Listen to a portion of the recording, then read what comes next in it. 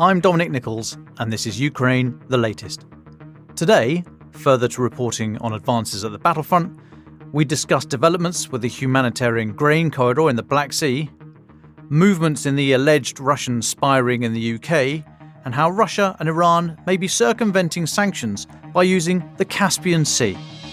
Bravery takes you through the most unimaginable hardships to finally reward you with victory. We need a military strategy for Ukraine to gain a decisive advantage on the battlefield, to win the war. Nobody's going to break us. We're strong. We're Ukrainians. Every weekday, we sit down with leading journalists from the Telegraph's London newsroom and our teams reporting on the ground to bring you the latest news and analysis on the war in Ukraine. It's Wednesday, the 15th of August. 1 year and 173 days since the full-scale invasion began. And today, I'm joined by our assistant comment editor, Francis Dearnley, and Elizabeth Braw, a senior fellow at the American Enterprise Institute, a regular writer for Foreign Policy magazine, and a specialist in geopolitics and globalization, grey zone aggression, and societal resilience. I started with the latest news from Ukraine. So firstly, geolocated footage over the last 2 days indicates that Ukrainian forces have advanced into Robotyne. This is in the west of the southern front. And they also seem to have committed additional counteroffensive brigades to that area. So in western Zaporizhia Oblast, this is the western of those two axes of advance in the south. Now let's flick over to the east. And Hanna Maliar, Ukraine's deputy defense minister, said in a statement this morning that Uruzhaina, which is about 60 k's northeast from Robotyne, and that's just inside Donetsk Oblast, had been released, in her words, released. She said, "Our defenders are entrenched at the borders. The offensive continues." Ukraine's MOD put out a tweet a few minutes ago which said that the 35th and 38th Marine Brigades had liberated Uruzhaina. But then in a pretty pragmatic statement, actually, in terms of expectation management, a Ukrainian colonel has said that quite rightly, I think, said the counteroffensive still has a long way to go, despite the capture of the town, given the depth of Russian defences. So this Colonel Vladislav Zelenzyov, he was speaking to RBC Ukraine, and he said, after Uruzhaina, there are still several lines of defence that need to be overcome. It is not worth talking about the fact that the situation will fundamentally change. I completely agree, as in, I think that level of expectation management needs to be taken on board. Yeah, Ukraine quite rightly should celebrate its successes, but equally, the narrative needs to bed in that there's a very, very long way to go still. Now, secondly, according to British military intelligence today, Russia has almost certainly started to deploy domestically produced kamikaze drones. They call them one-way attack drones, but ease of reference, kamikaze drones. They're based on the Iranian Shahed designs, the 131 and the 136 that we've seen Russia using. Russia has been importing these Iranian-made systems since September last year, and they've obviously used their time to copy the design. Britain's MOD says the performance of these drones, so the domestically produced Russian drones, has been variable, and Ukraine has been able to bring most of them down, either shooting them down or by electronic warfare means. Britain's MOD say Russia likely aims for self-sufficiency in these drones, but in the interim, Russia remains reliant on components and the whole weapons from Iran, primarily shipped via the Caspian Sea. I guess Elizabeth is she'll offer much food for thought on how the Caspian Sea is being used. Okay, next, Ukraine's security service, so the Internal Security Service, the SBU, unusually has taken credit for the recent maritime drone strikes against the Kerch Bridge in Crimea and Russian ships in the Black Sea. So Kyiv has previously avoided admitting to any such attacks beyond either anonymous briefings, but they made some odd comments, or some playful comments, if you like, suggesting Russia had been targeted by unidentified floating objects. So we kind of you can assess what's going on here, but they very, very rarely make any specific on-the-record comments. But Vasyl Malyuk, who's the head of the SBU, speaking to CNN, he said that they had recently conducted successful hits on the Kerch Bridge, along with the landing craft, the Olenogorsk Gornyak, and the SIG oil tanker. So about two Fridays ago, wasn't it? About 10 days ago. Mr. Malyuk said, sea surface drones are a unique invention of the security service of Ukraine. None of the private companies are involved. So they've probably come out of the blocks, haven't they? I mean, firstly, they don't often comment on these things. Now they're saying, no, it's all us. Last week's Defence in Depth film, actually, which you'll find on YouTube, I was looking at the maritime drones and quite what it means for Ukraine and sea warfare more broadly. So shameless plug, go and have a look at that. And then finally, on the military updates, Politico are reporting that the 2023 hide-and-seek champion, General Serhii Plokhy, is apparently under house arrest. To be fair to Politico, they don't call him the hide-and-seek champion. I'm afraid that's me. So this is the former commander of Russia's forces in Ukraine who disappeared following Wagner Group's mutiny in June or whatever that was. So General Surovikin, who was an ally of the Wagner boss, Yevgeny Prigozhin, they're maybe not so pally now, but Politico is saying he's apparently unable to leave the apartment where he's being held, but has been allowed visitors. And then a Russian blog site, which I can't pronounce, but does have links to Russia's security service, says he is under a kind of house arrest and added, there is no official investigation, but Surovikin spent a long time in limbo answering uncomfortable questions, which doesn't sound fun at all. Now, as other commentators have said, I certainly can't lay claim to this as my own exclusive thoughts, but I think this is good news for Ukraine if Surovikin has been sidelined. He was one of the few Russian commanders who seem to know his astute from his longbow. And when he was, albeit briefly, in charge, he lobbied Putin and was rewarded with the idea that Russia needed to withdraw from Kherson and concentrate on fortifying positions across the southern front. That's why the formidable defensive positions down there, the obstacle belt, is called the Surovikin line. So if he's out of favour, that's good for Ukraine. I mean, it would have, obviously, Putin has never declared he's stepped back from his maximalist aims of taking the whole country in Kyiv and all the rest of it. So for the general in charge to have lobbied him and said, we need to cede some ground here, I mean, that was a significant success for him, for Surovikin. So, yeah, the fact that he's now on the sidelines and answering uncomfortable questions is probably good for Ukraine. So, Francis, what's been happening on the diplomatic front, please? Well, ever since Russia pulled out of the grain deal, it seemed to many observers that the West was caught off guard and had few tangible contingencies in place for getting the grain out of Ukraine, something that matters, of course, immensely to global food prices, as we've covered in the past. Now, various proposals have been considered, including one favoured by Germany to try and export as much as possible via rail. But we learned today in the Wall Street Journal that the United States has lent its backing to a scheme for Ukraine to export 4 million tonnes of grain per month via the River Danube. So Romania had previously said it wanted to double the 2 million tonnes of grain that passes through its ports, and their plan is to reach this milestone by October.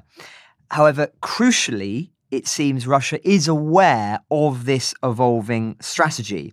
Ukrainian grain exports going through Romania have more than halved after Russia began targeting Danube ports such as Reni and Izmail. Reni, of course, is just 200 meters from the Romanian border, which was targeted by the Russians only last night. Data shows that it's received a monthly average of 1.25 million tonnes of grain between January and June, but just 0.6 million tonnes in July. So it would appear that Russia is having some success in reducing the grain that is leaving those ports. Now, staying with the grain deal, there are also some signs that the so-called humanitarian corridor, that's the Ukrainian term for it, that they announced last week, which of course Moscow has not yet said it will recognise, is functioning, albeit on a very small level. This is despite shipping and insurance sources expressing concerns about said route's safety. A container ship has left the Ukrainian port of Odessa, we understand. It's called the Yosef Schult, a Hong Kong-flagged vessel which has been trapped since the full-scale invasion began. It was carrying more than 30,000 metric tons of cargo in thousands of containers, according to Ukraine's deputy prime minister. Nevertheless, we have seen in recent days a Russian warship fire warning shots as it intercepted a different cargo ship sailing towards Ukraine, the first time that it has done so since the grain deal collapsed. Russia's Ministry of Defense said that the Vasily Baikov fired its machine gun to force the Serhii Plokhy to stall in the Black Sea and then boarded it with a naval helicopter. The crew of this Turkish cargo ship were then lined up on deck as Russian servicemen searched the vessel for prohibited goods. It was then supposedly permitted to sail on to Izmail after the inspection. It looks likely that Russia released the footage, and you can see it on the Telegraph website and on our YouTube channel, in order to try and deter other vessels from making this journey, and so that it could try and claim that it was being responsible in how it handled the shipping routes. As ever, these things are always very carefully calibrated for an international audience. But it's pretty shocking footage. I mean, as you say, you see the Turkish crew lined up on deck with their hands behind them, and it's evidently designed to send a signal to those of us watching it.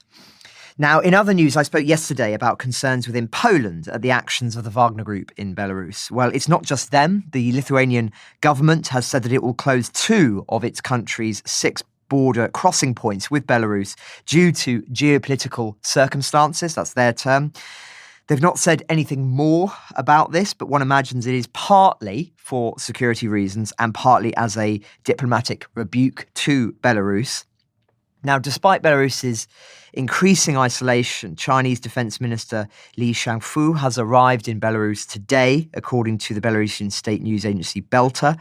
They're citing the country's defense ministry. According to them, pertinent questions of military cooperation in areas of mutual interest will be discussed at meetings with Belarus's military leadership. Li is also expected to visit several military facilities in the country later today and during his trip. It's yet another reminder that China is not afraid to upset certain countries, and one could argue whose side it is ultimately on in this war, despite its claims that it is above the fray and it's seeking to have this sort of mediator role.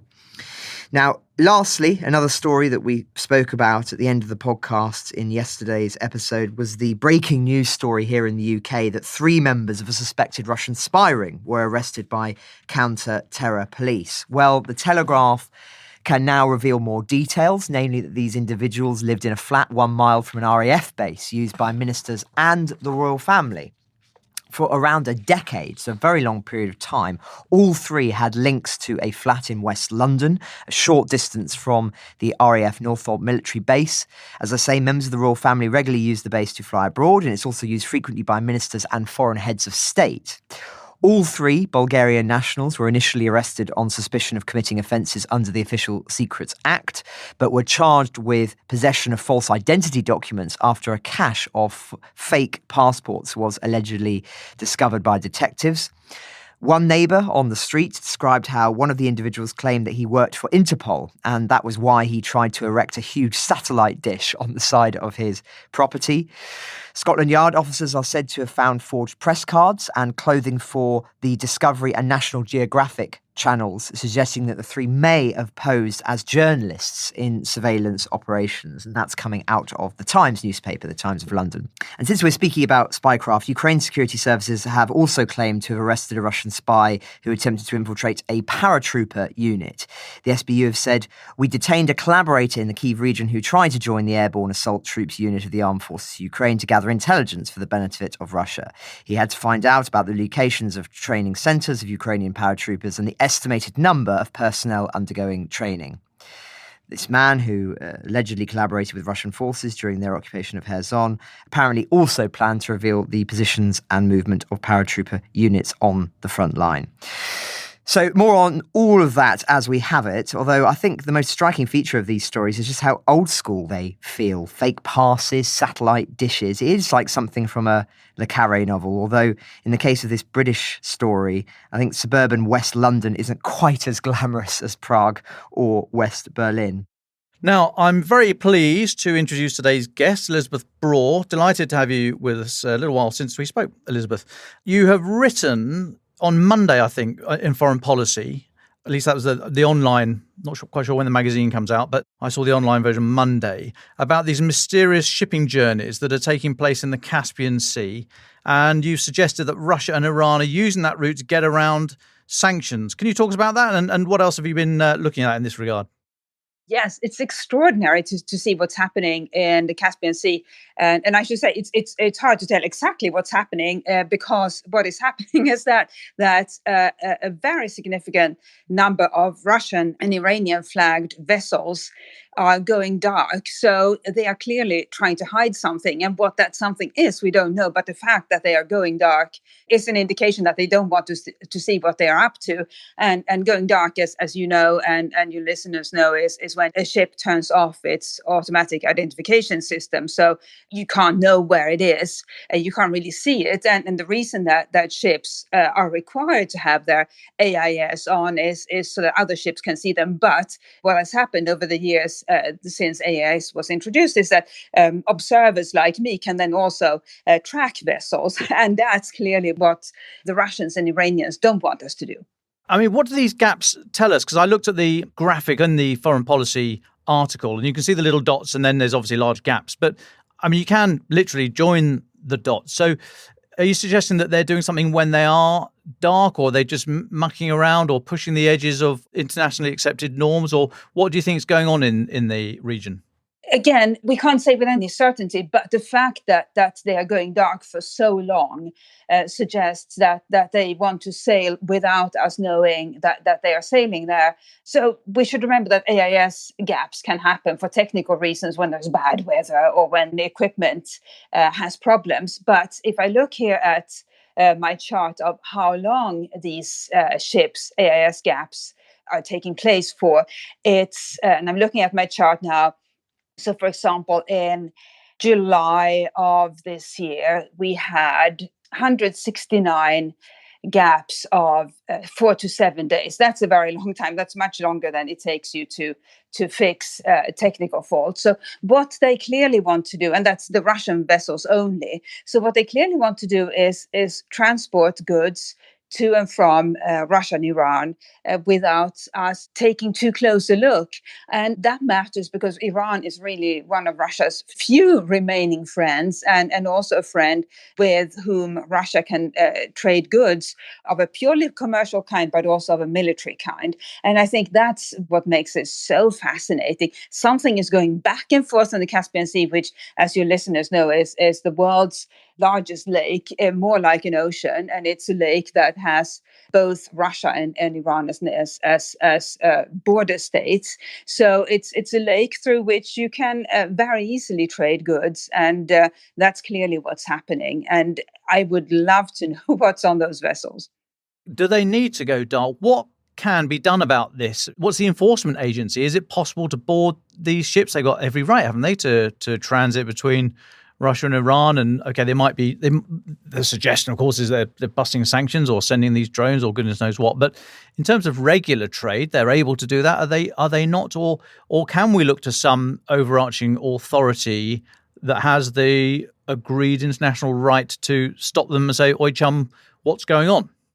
Well, I would love for the world to have a global maritime police, but we don't have one. We have the International Maritime Organization, which is based in London, as you know, but that's sort of a consensus body that makes decisions about rules, the rules that should apply to maritime activities. But it's not in a position to travel around the world and enforce these rules. And so it's up to countries to do their best. And the way it has worked over the years and has worked for the most part pretty well is that countries' authorities enforce rules that they have agreed to through the IMO decision-making process. But what do you do when countries just decide not to enforce these rules? Then you're really stuck, or the global shipping community is stuck. And we have the sort of deterioration of order in global shipping, and yet nobody can really do anything about it. I mean, for example, should the U.S. Navy send ships to the Caspian Sea to enforce order? I don't think so. And also because it's not an ocean, how would those ships get there? But the U.S. Navy is also not the world's maritime police, so it's unclear who can do anything about it. And that is the challenge with this, Dom. That at the moment it's Russia and Iran. It used to be Iran that was the main practitioner of shady shipping practices, along with countries like Venezuela and North Korea, simply because they needed to ship stuff even though they were under heavy sanctions. Now Russia has joined this community of outcasts, which has accelerated or has vastly increased the number of dark shipping journeys we are seeing, and who is supposed to enforce order. And if Russia can do it, then other countries can say, well, we'll let our ships, the ships that sail under our flag or are owned in our countries, we'll let them conduct dark journeys as well, because if Russia can do it, why should we adhere to the rules? Yeah, it's another example of how international norms, in the absence of any global government and global police force, international norms that have been tested and the edges frayed slightly over the decades, but they are there so that we don't need a global police force. But it just runs roughshod through them when a nation like Russia, P5 member of the UN, just decides not to adhere to it. I'd be interested in your thoughts on whether or not this is, the more they do this, if they're challenging it not only with an illegal invasion, but then they do this against the International Maritime Organization rules and regulations. If they just push against all these edges, do you think there's sufficient strength on the other side than those of us that want to uphold these norms for them to withstand such attacks? Or is it just a steady chip away at these things? Because of course Beijing are loving this. They are loving watching Russia just test all these things and show them, as we all know them to be, ultimately flawed because it's done on goodwill. So how under threat is the international system of rules and norms, do you think? In the shipping community, it is absolutely a chip on the edges of what is permissible. And if North Korea violates maritime rules, then other countries can say, well, we are law-abiding countries and we follow the rules. But then Iran is bigger and more important than North Korea, and Venezuela used to be a respectable country, so they joined as well in this sort of community of order-violating countries, maritime order-violating countries, and now Russia as well. And that is, I think, I don't want to say a tipping point, but really a significant step towards disorder in the global shipping community. Also because the countries that are traditionally or are the most important when it comes to global power are not that important in shipping. As you know, the world's largest shipping countries by number of vessels carrying their flags are Panama, Liberia, and another small country, I think it's Belize. Anyway, Panama, Liberia, and the Marshall Islands. And so these are not exactly countries that will enforce order in global shipping, whereas the countries that are usually able to weigh in and say, well, let's follow the rules, the European Union, the UK, Japan, the US, and so forth, they don't really have much say in global shipping. And also because the IMO is weighted towards the countries that have the most vessels sailing under their flags. So ordinarily, the Western community would step in and say, no more, let's follow the rules. But in shipping, I don't know whether they can do that. Yeah, it's tricky, isn't it? Well, we'll keep an eye on it, obviously. Now, you've also written about the recent Quran burnings in Sweden, your home country, a reason thought to be used by Turkey to hold up Sweden's accession to NATO. Now, you've suggested not all is as it seems here, and that Sweden is being unreasonably treated in the sort of global information space. Why do you say that? I think that is very much the case. And the reason for that is that Turkey obviously had legitimate concerns about Sweden joining NATO, but then this has taken on a life of its own, the issue over Quran burning. So if we go back in time to earlier this year, when Turkey had said, we have concerns about Sweden joining NATO because they are giving refuge to Kurds, and we think Kurds are terrorists, so we want Sweden to extradite them. Then a provocateur had the absolutely crazy idea to burn a Quran to essentially make sure that President Erdogan got offended so that Sweden couldn't join NATO. And I don't think he had any political ideology behind it. He just wanted the attention, and what better attention than getting President Erdogan angry with you. So that's what he did. Some other activists hung an effigy of Erdogan in a public space in Stockholm, also to infuriate Erdogan and thwart Sweden's NATO accession. But then what happened this summer is when this really took off, this information war, which is that a Kurdish refugee who arrived in Sweden a few years ago burnt the Quran, and then triggered a massive backlash from Iraq, Iran, and other regimes in the Middle East. And these regimes, these governments, then accused Sweden of being an Islamophobic country, and said that Sweden needs to introduce blasphemy laws. And I think what is so fascinating and frankly frightening about this case is that this one man, this Iraqi refugee, managed to trigger this whole chain reaction where Sweden is now an outcast in the Middle East and has seen its ambassador expelled from Baghdad and so forth, and has had to close legations in various places.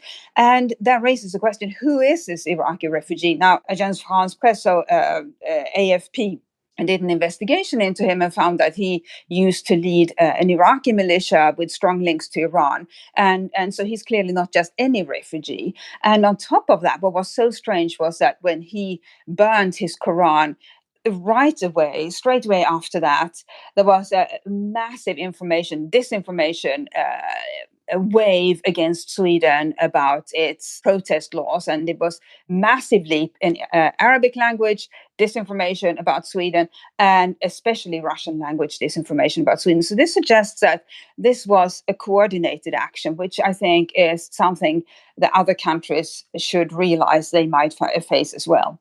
Yeah, fascinating. Not surprising. There's a lot of it in Russian language. But anyway, finally for me, before I hand over to Francis, who has a few questions, you've commented many times about how societies need to be more resilient in the face of so-called grey zone attacks. Just wonder if you could explain for us what you mean by grey zone attacks and how societies can be more resilient to them.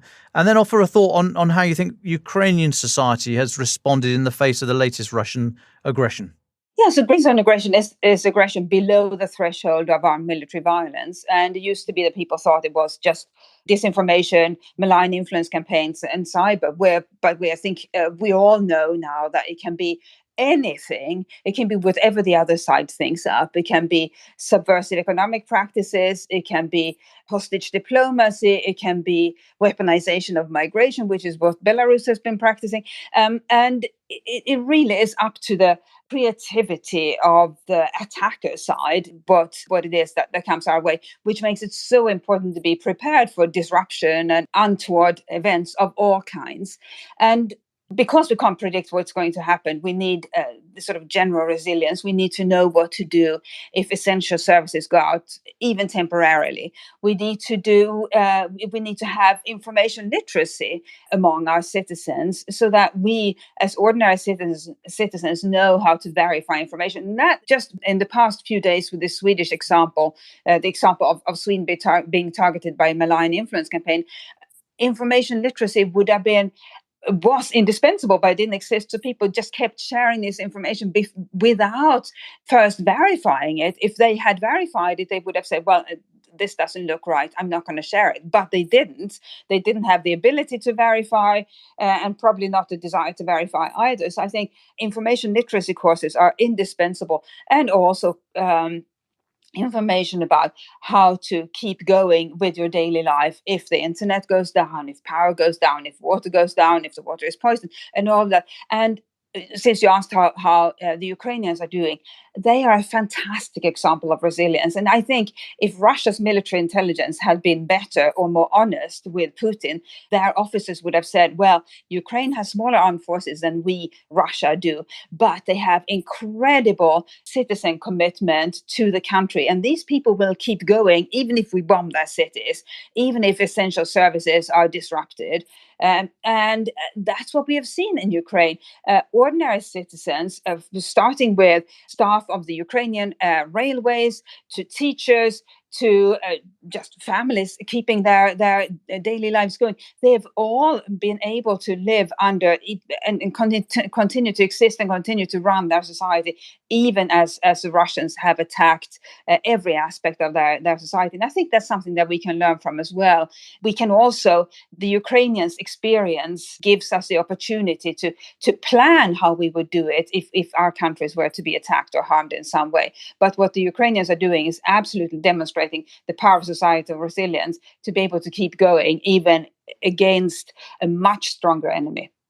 Elizabeth, thank you so much for your time today. You talked there about societal resilience. And of course, as a consequence of the war in Ukraine, that is a question that is now being talked about openly amongst Western powers and European powers, including Sweden. And we have many Swedish listeners, for which we're very grateful. Just wonder, first of all, what is the journey from your perspective that Sweden has gone on as a consequence of this war? What are their contributions to Ukraine? And of course, how are they now thinking about their joining NATO?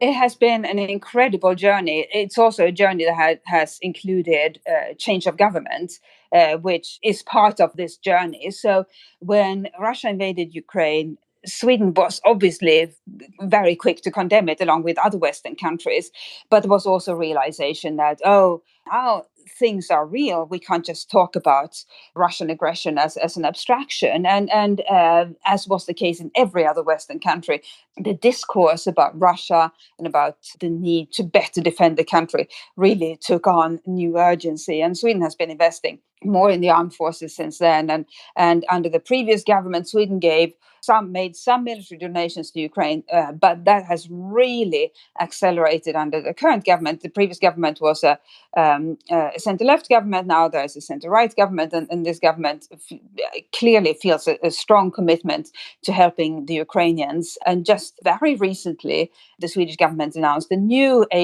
military aid package for Ukraine that includes, I think, very importantly, ammunition, which is what the Ukrainians seem to need most of all, a massive aid package of 3.4 billion krona, so about 250 million pounds, something like that. So it's a really significant package with ammunition, with parts for Combat Vehicle 90, which is a fantastic Swedish vehicle that Sweden has already donated to Ukraine. Now Sweden is sending parts as well, parts for the Archer.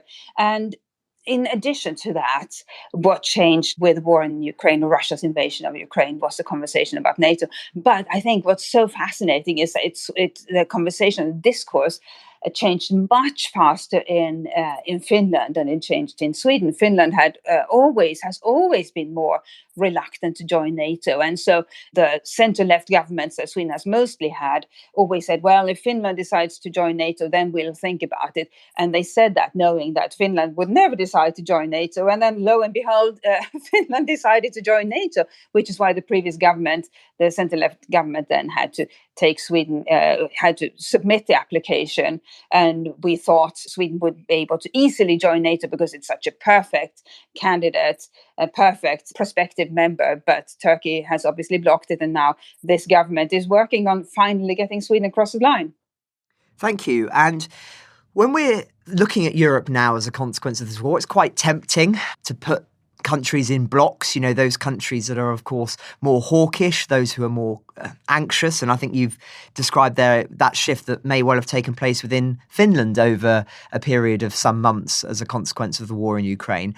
Where would you place now, if we were to put, say, Denmark, Sweden, Finland in a sort of block in terms of attitudes towards the future vision of Europe in defence matters? Where would you place them? Would you think that Sweden is now a very hawkish country, more hawkish perhaps, or closer maybe to the Polish position than, say, the German position in terms of mobilisation and other things? But I think the four countries you mentioned, I would describe all of them as pragmatists. And so because the situation has changed, pragmatism demands that you change your policy accordingly. And that's what's happening in all four countries in different ways, but with the same tendency, including in Finland.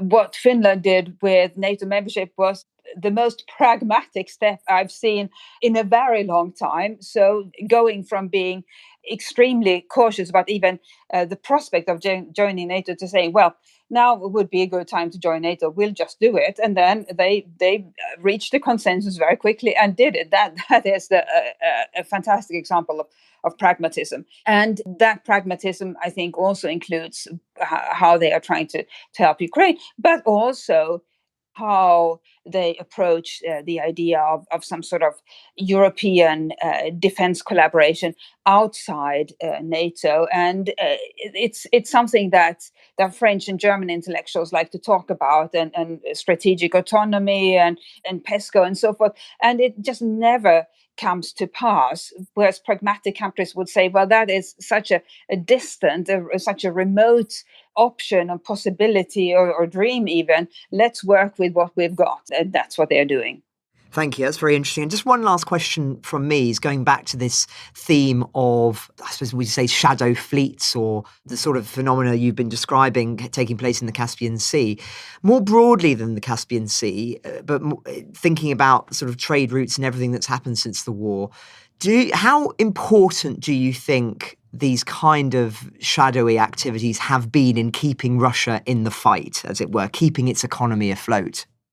Very important, because the sanctions mean that Russia is cut off from many of the daily aspects of life in the globalized economy. So you've got to get your goods from somewhere. And this is what Iran has been perfecting over the years. As you know, Iranians get consumer goods from somewhere, even though Iran is under heavy sanctions. And it's thanks not least to, I don't want to call it subversive shipping, but dark shipping or clandestine shipping. And we're already seeing Russia going the same route. And you could say, well, what does it matter if Russians get their consumer goods and other things? Well, it does matter, because if we don't have a functioning system within global shipping where vessels and countries adhere to the rules, why should then other countries adhere to the rules? And as ever, rules are pesky and annoying, and it's easier not to adhere to them, but it's for everybody's benefit that they exist.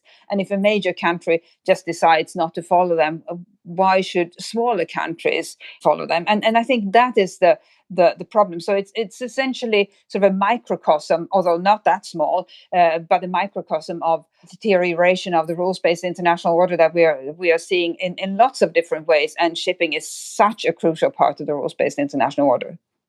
Well, thanks, Elizabeth, and thanks, Florence. Just to start drawing to a close here, let's move to final thoughts. And I'll just offer the thought that we'll go back to this news that there have been advances on the southern sector. This news that we started with about additional combat brigades from Ukraine added to the counteroffensive. And certainly I've seen images of a US Stryker vehicle, an infantry fighting vehicle, in combat. So it does suggest that they've added some extra horsepower down there. But I think there are four things that have been happening here. Firstly, Ukraine has focused on pressurizing Russian logistic lines, so hampering the flow of ammunition, fuel, food and water to the front lines. That includes the attacks on Ukraine.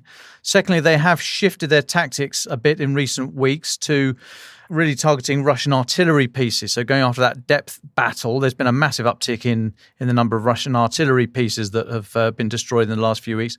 Thirdly, exhaustion. We don't think Russia is rotating its troops at the front certainly as frequently as Ukraine, or anything like you really should do to keep combat troops fresh. And that will have an effect. That does have an effect after time. The exhaustion, the sheer discomfort and the fear and all the rest of it, it really does, after a while, you just become combat ineffective. And then finally, and probably least importantly, I think the Western kit that we've talked about, that is in there. As I say, we saw US Stryker vehicles. There will be others that are very capable, but more in the maneuver battle than the actual sort of hard attritional grind that it is at the moment, although they might be coming through some of that. But I would just echo Colonel Zeleznyov's comments there about expectation management when he says there's no fundamental change here and the fight goes on, but we just need to bear in mind that there's been a lot of activity, certainly not in the background, but a lot of activity away from the front that will eventually have an impact there, and maybe we're starting to see a little bit of that. Anyway, final thoughts. Francis, next, please. Thanks, Dom. The Financial Times has published an interesting interview with Christo Grozev, the lead Russia investigator at Bellingcat, the open source investigative group that has exposed numerous Russian plots and assassinations. An absolutely fantastic source for the war in Ukraine, and one that we've cited many times on this podcast. Now, the interview is interesting for lots of reasons, not least for when it goes into Russian spycraft methods, as well as the personal toll that it takes on individuals like him to do the kind of work that he does, not least for his own personal safety. But for me, the most revealing part is when he talks about Russia. And to quote him, "I said last January that Prigozhin would turn on Putin within 6 months, and it just fitted into my time frame." The FT then asked him if he predicts that another such coup will happen. "Yes, you can hold me to it," he replies. Now, it goes on, quoting him, "They're not speaking out," and he's talking about the elite here, "because it's a prisoner's dilemma. They don't want to be the first ones to move or the only ones." The catalyst could go one of two ways. Either the prisoner's dilemma can be broken, or they will just get rid of him through a better coordinated coup. You don't have that yet among the oligarchs, or with any of the ministers, or the FSB. But it is unpalatable for the rest of the elite to live in a North Korea 2.0 with their bank accounts frozen. Other triggers could happen, say a reversal of fortunes on the front line. Now that, of course, tallies with our own analysis, and the piece does end with the potential ramifications of this war on other dictatorships if Putin is seen to fundamentally fail. So Grozev adds, "Proving that the Russian model is finite and will implode would scare a lot of other wannabe dictators and make them rethink. I was living a good life not being a dictator. Now let me revert to that. At least that's what I hope will happen." And I think he's right, and it is an important reminder, not that we need one, of how the world is watching this war, and its outcomes will transcend Ukraine and Russia. It will impact all of us and the world that we inhabit for the next century. Elizabeth, as our guest, would like to offer you the final word. So I think one interesting aspect to watch over the next few days and weeks is Greece. So Greece has been virtually silent on matters of Ukraine and Russia. But since I cover a lot of shipping, as you know, I've been watching Greek activities. Greece is a major shipping country, has been for a very long time.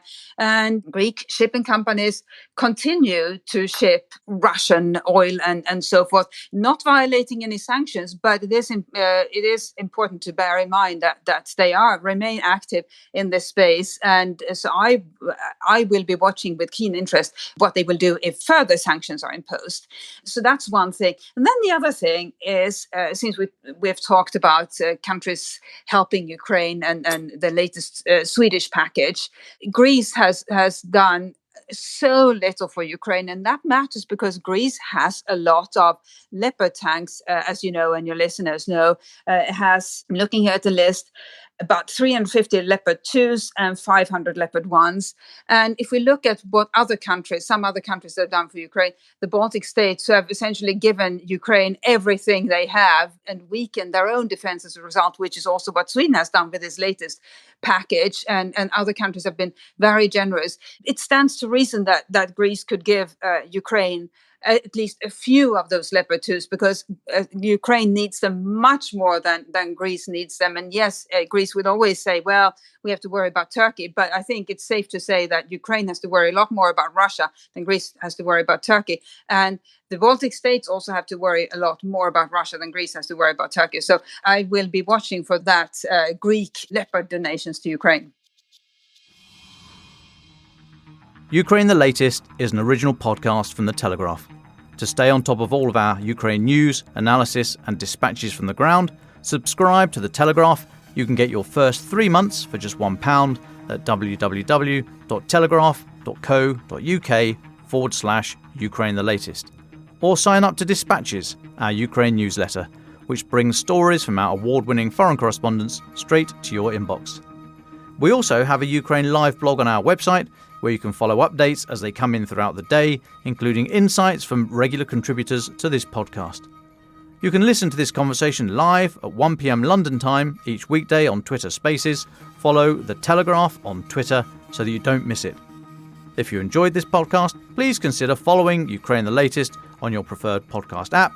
And if you have a moment, leave a review, as it helps others find the show. You can also get in touch directly to ask questions or give comments by emailing ukrainepod@telegraph.co.uk, and we do read every message. You can also contact us directly on Twitter. You can find our Twitter handles in the description for this episode. Ukraine the Latest was today produced by Giles Gear. The executive producers are David Knowles and Louisa Wells.